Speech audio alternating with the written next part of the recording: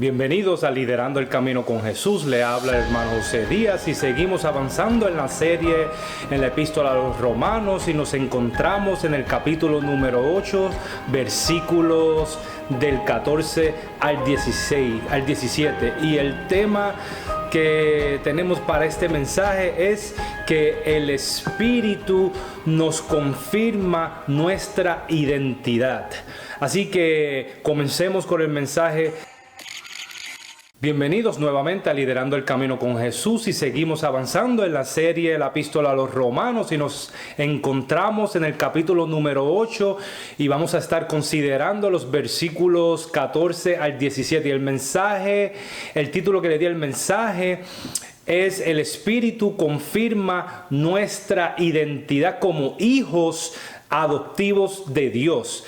Así que desde que comenzamos este capítulo número 8, hemos estado explicando y hemos estado aprendiendo que Pablo nos está explicando detalladamente el estado espiritual nuevo del creyente. A pesar que el libro de Romanos lo asocian frecuentemente los teólogos y los eruditos con la doctrina de la justificación por la fe en Cristo sobre la base de su muerte expiatoria, ¿verdad? En el cual Él apacigua la ira de Dios. No podemos dejar pasar por alto que el apóstol Pablo considera la justificación como una que conduce inevitablemente a la santificación, en la que el Espíritu inicia y autoriza al creyente a cumplir las demandas justas de Dios en cumplimiento de las promesas del nuevo pacto, ahora que vivimos en el nuevo pacto. Es decir, el creyente vive una vida justa y santa a través del poder del Espíritu Santo. Y Pablo describió con vivido detalle las implicaciones prácticas de este nuevo estado espiritual del creyente. Y note que este es el tema principal de Pablo en el capítulo número 8, la insistencia en que los creyentes son vistos por Dios como justos, como santos, lavados por la sangre de Jesucristo sobre la base de la fe en Cristo y no por las obras de la ley de Dios. En los días del Nuevo Testamento, los judíos religiosos legalistas le preguntaron a Jesús: ¿qué debemos hacer para poner en práctica las obras de Dios? En Juan 6:28, esto siempre ha sido y siempre será la búsqueda humana equivocada, legalista, para complacer o aplacar a Dios por los esfuerzos humanos. Pero ¿cuál fue la respuesta de Jesús en el libro de Juan? Fue esta: esta es la obra de Dios, que creáis en el que Él ha enviado. Juan 6:29. Jesús y Pablo estuvieron de acuerdo. La fe en Jesús para la salvación sobre la base de su trabajo u obra completada en la cruz es todo lo que se requiere para salvación. Así que Pablo muestra que para tener victoria sobre el pecado va a tener que hacerse en el poder del Espíritu Santo y no bajo los principios de la ley como modo a vivir ahora. Los que obtienen victoria en el presente son los que viven por el Espíritu de Dios. Y los que viven por el Espíritu de Dios son hijos de Dios y por lo tanto herederos que compartirán la gloria de Dios. Leamos ahora el versículo número 14 al 15. Para comenzar a considerar los versículos de este mensaje. Porque todos los que son guiados por el Espíritu de Dios, estos son hijos de Dios. Pues no habéis recibido el espíritu de esclavitud para estar otra vez en temor, sino que habéis recibido el espíritu de adopción, por el cual clamamos: Abba, Padre. Muy bien. Note dos palabras claves que se mencionan aquí en estos dos textos.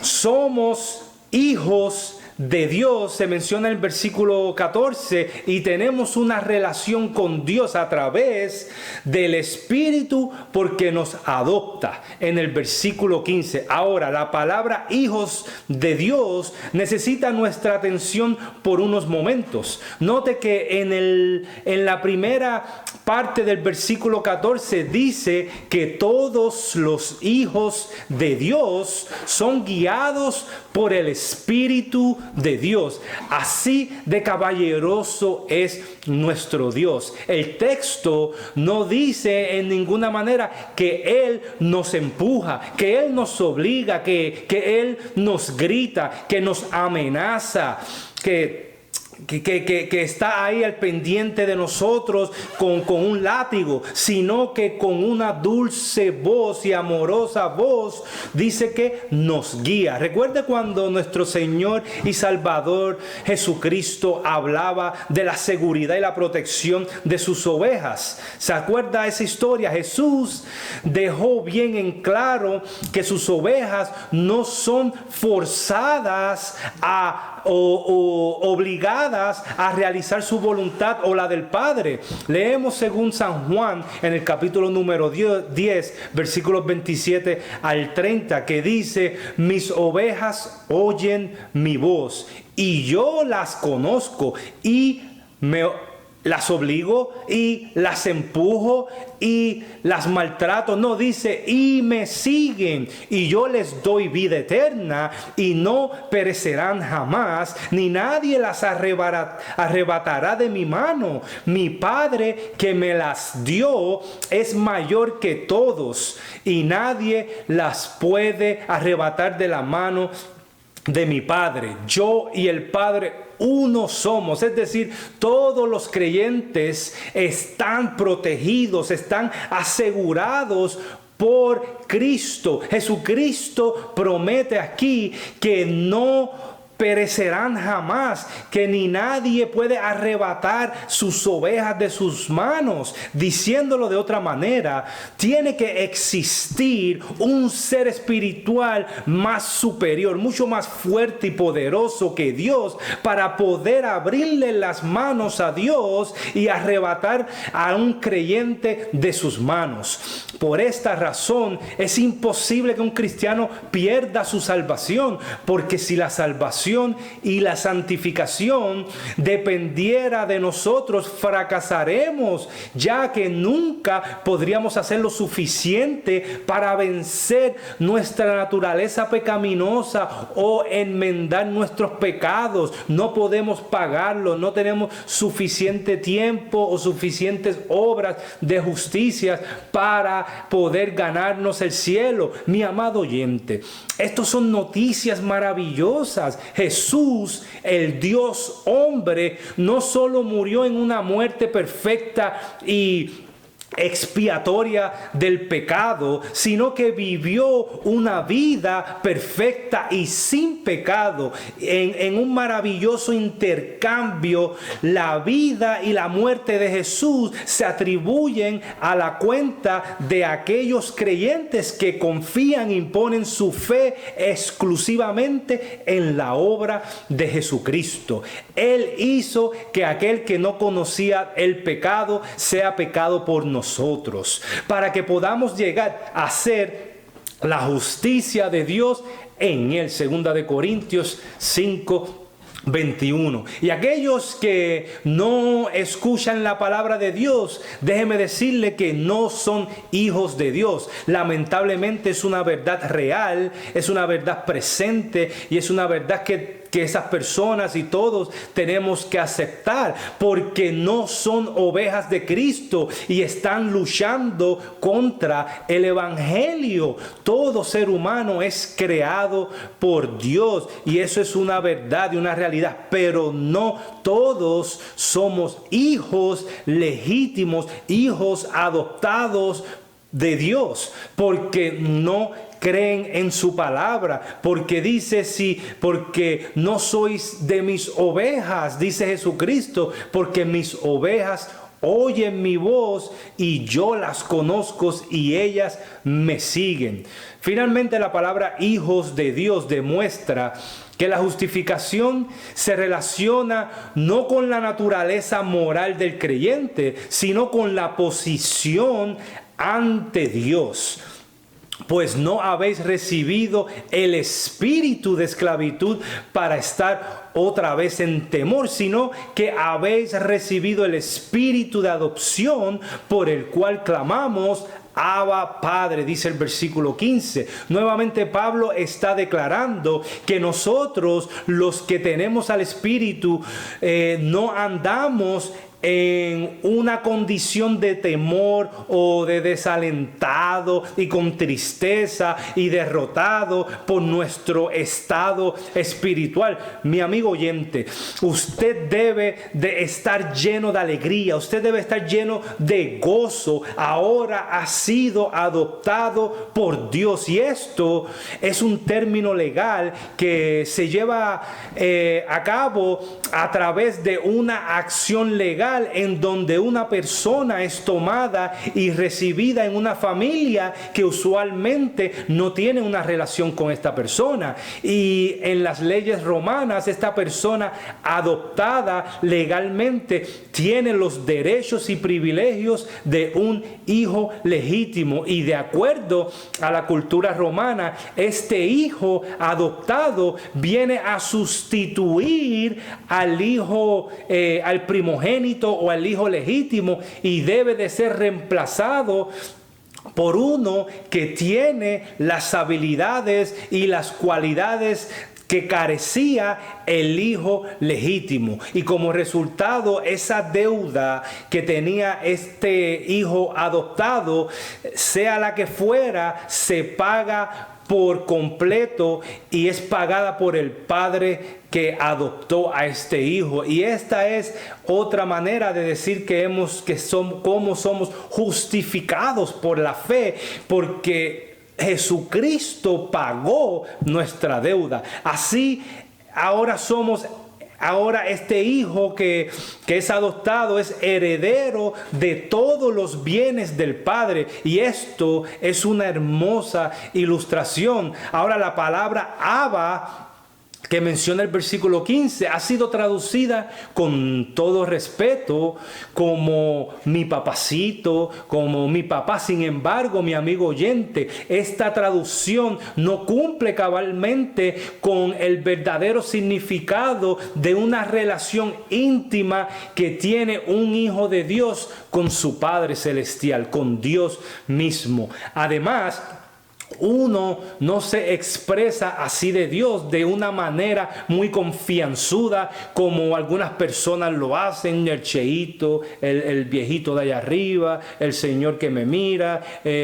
Uno no se expresa así. Esto es una blasfemia, y Dios es misericordioso, amoroso, grandioso, hermoso, justo, y Él merece todo respeto y honor, y se le debe, una persona, un creyente debe de dirigirse con ese respeto y honor que se merece. Ahora, mi amigo oyente, usted tiene que entender y tener bien en claro que Dios escogió a aquellas personas que están lejos de los estándares de perfección. Nosotros no somos perfectos, y Dios dijo: wow, qué perfecto es este, lo voy a escoger y lo voy a salvar. En otras palabras, a usted y a mí Dios nos rescató de lo más sucio que podíamos, del estado más pecaminoso que podíamos haber estado. Aún así, el Espíritu de Dios trae convicción a nuestro espíritu que usted y yo hemos sido redimidos, que quiere guiarte, que quiere producir fruto en tu vida, y que estás seguro en tu salvación, y que estás gozando de vida eterna ahora mismo en el presente.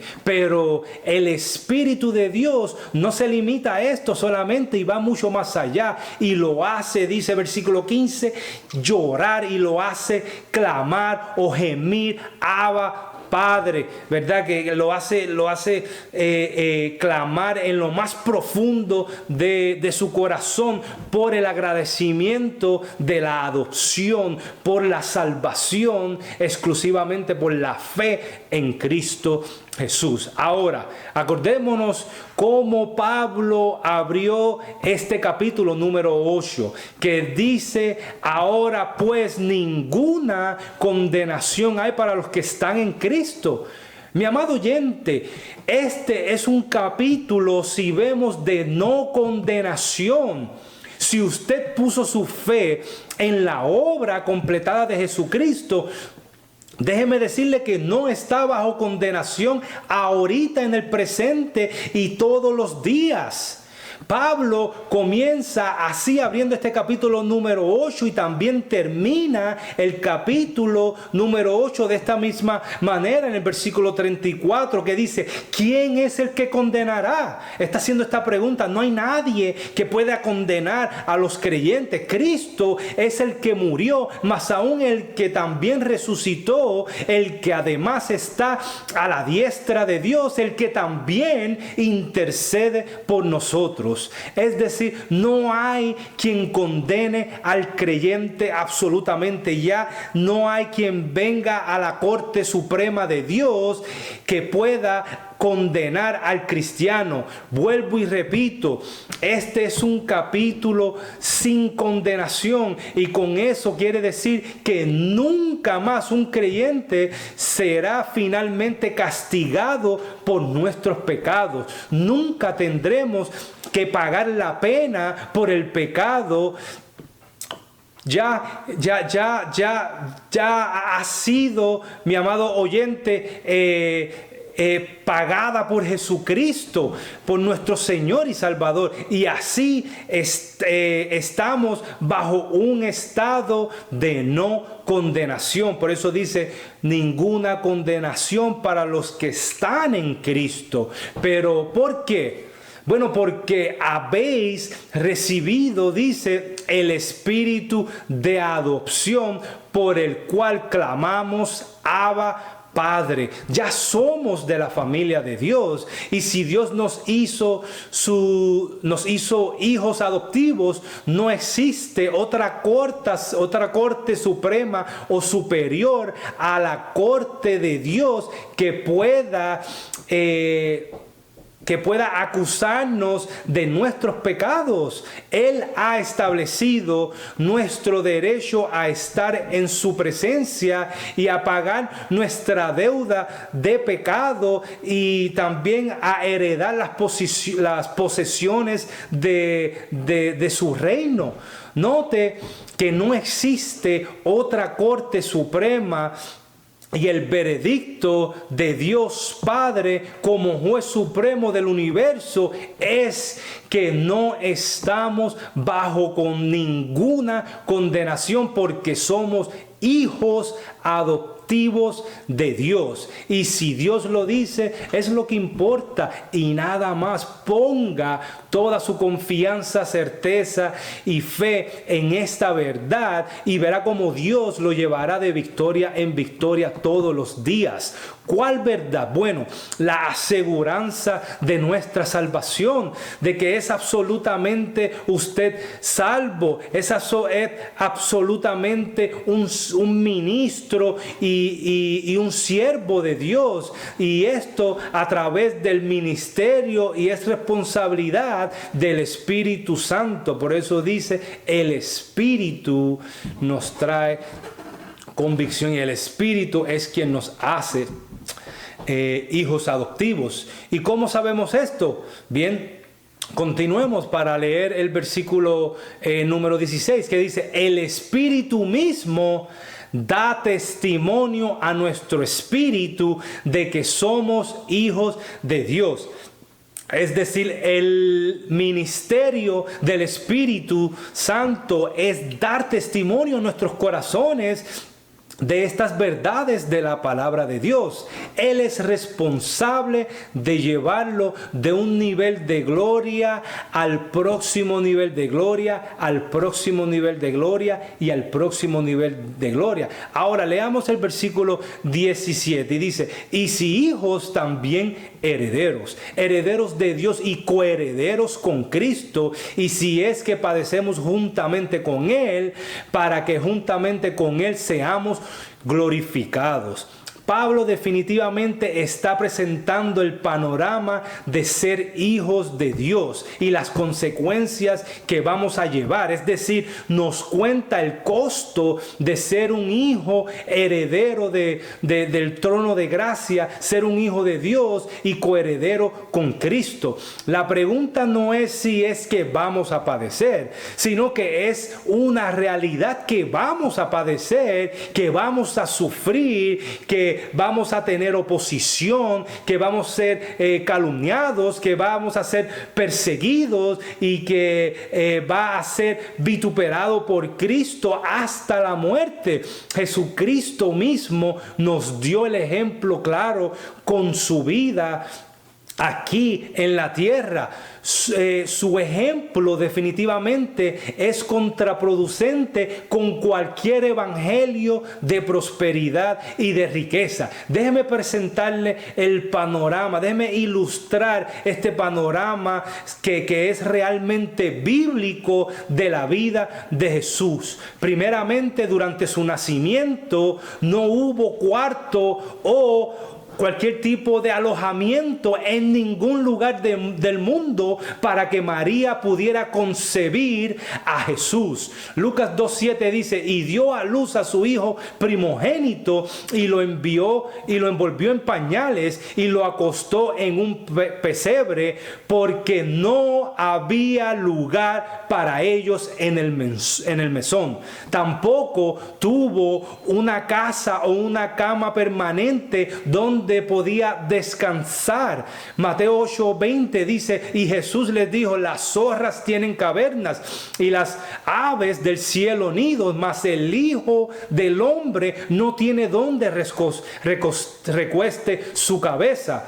Mucho menos tenía dinero, sino que vivió en pobreza y hasta tuvo que pedir una moneda para ilustrar una verdad que quería ilustrarle a los fariseos.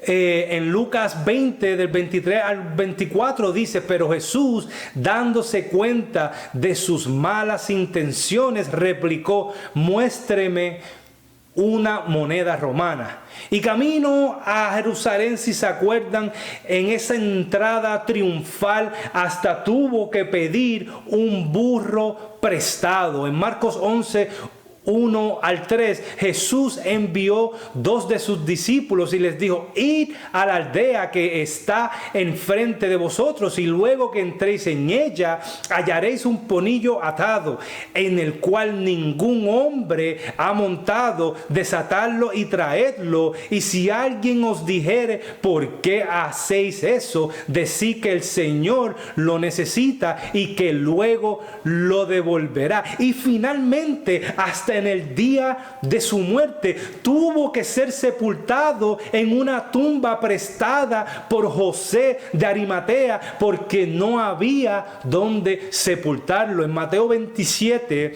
del 57 y 58 y el versículo 60, dice así: vino un hombre rico de Arimatea, llamado José. Este fue a Pilato y pidió el cuerpo de Jesús. Entonces Pilato mandó que se le diese el cuerpo, y el versículo 60, y lo puso en su sepulcro nuevo.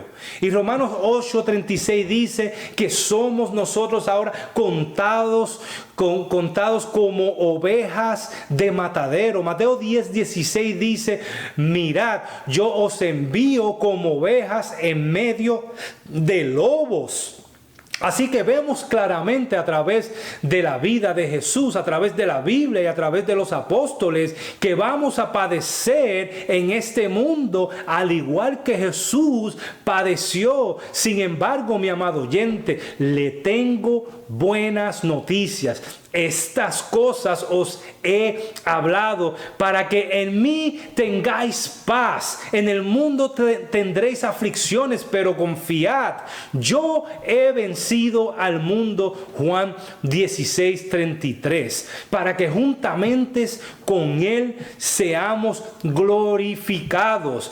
Hay algo de mucho más peso que los padecimientos, que los sufrimientos, que las persecuciones temporeras que podamos estar atravesando. Hay un peso de gloria que llegará algún día cuando Jesucristo regrese por su iglesia, por su esposa, por sus amados. Mi amigo oyente, en el versículo 21 dice: si nuestro corazón no nos reprende, confianza tenemos en Dios, y cualquier cosa que pidiéramos lo recibiremos de Él, porque guardamos sus mandamientos y hacemos las cosas que son agradables delante de Él. Y este es su mandamiento, que creamos en el nombre de su Hijo Jesucristo. Él dice, no cree en la ley. No, dice que creamos en el nombre de su Hijo Jesucristo y nos amemos unos a otros, no como nos lo ha mandado. Y el que guarda sus mandamientos permanece en Dios y Dios en él. Y en esto sabemos que Él permanece en nosotros, porque el Espíritu que nos ha dado, y esto lo podemos encontrar en Primera de Juan 3:21. Así que en conclusión, mi amigo oyente, tenga la confianza, la certeza de que usted y yo nos convertimos en hijos de Dios por adopción, y sabíamos que éramos hijos de Dios porque el versículo 14 dice que somos guiados por el Espíritu de Dios, y en el versículo 15 dice que el Espíritu de Dios nos da la intimidad que nos permite llorar o clamar Abba, Padre. Es decir, somos liberados de la esclavitud del pecado. Ya no tenemos ya no tememos a Dios. De hecho, nos acercamos a su presencia teniendo una sensación de que somos hijos y que somos bienvenidos en su presencia. Y luego el versículo 16, el Espíritu confirma nuestra filiación al dar testimonio junto con nuestro espíritu de que somos hijos de Dios, hijos adoptivos de Dios. Y ese es un ministerio subjetivo de confirmación en nuestros propios corazones. Y la esencia del versículo 14 y el versículo 16 es simplemente decir que somos hijos de Dios ahora en el presente. Ya ves, estamos seguros de nuestra salvación porque pertenecemos a la familia de Dios. Somos sus hijos y Dios no se vuelve contra sus propios hijos. Él trae a sus propios hijos a la plena madurez a través del ministerio del Espíritu Santo. De hecho, los lleva a la gloria, dice aquí, y ahí es donde se mueve el versículo 17, el espíritu de adopción. El Espíritu Santo lleva a sus hijos a la gloria, los lleva hasta el cumplimiento del plan eterno. Es decir, tenemos vida eterna ahorita mismo en el presente, y nadie puede quitarnos este derecho, porque si la salvación y la santificación dependiera de nosotros, fracasaríamos, ya que nunca podríamos hacer lo suficiente para vencer nuestra naturaleza pecaminosa o enmendar nuestros pecados. Primera de Juan 5 y 13 dice: estas cosas os he escrito a vosotros que creéis en el Hijo en el nombre del Hijo de Dios, para que sepáis que tenéis vida eterna y para que creáis en el nombre del Hijo de Dios. Hasta aquí, mi amado oyente, será hasta la próxima. Dios los bendiga. Dios mediante nos vemos en el próximo mensaje. Que Dios los llene de abundante gracia. Dele like a la página, compártela y deje sus comentarios.